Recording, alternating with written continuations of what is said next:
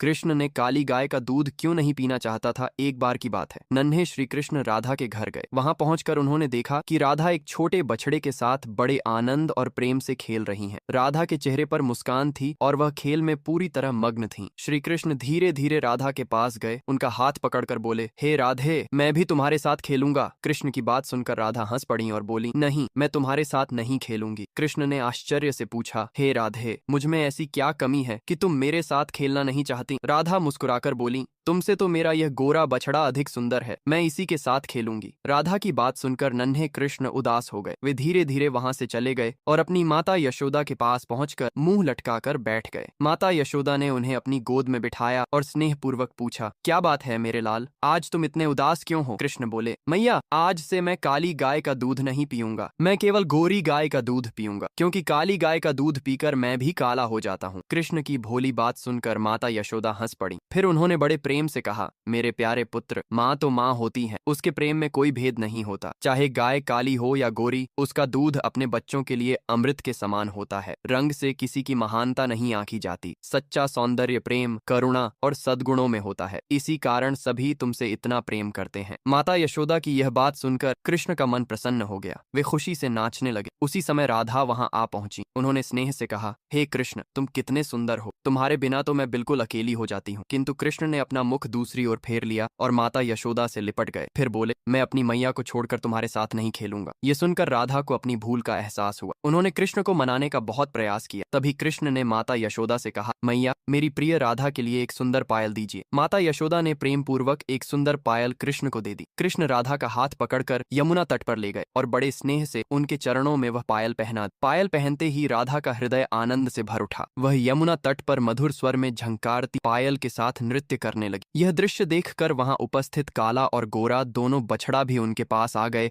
और प्रेम पूर्वक उनके साथ खेलने लगे। उस दिन राधा और कृष्ण ने मिलकर हंसी, प्रेम और स्नेह के साथ बहुत समय बिताया। सभी के हृदय में यह सीख बस गई कि सच्चा प्रेम रंग, रूप और भेदभाव नहीं देखता। प्रेम ही संसार का सबसे बड़ा सौंदर्य है। तभी कृष्णा बोल रहे हैं, मेरी प्यारी राधा के लिए किसी ने लाइक और सब्सक्राइब नहीं किया है।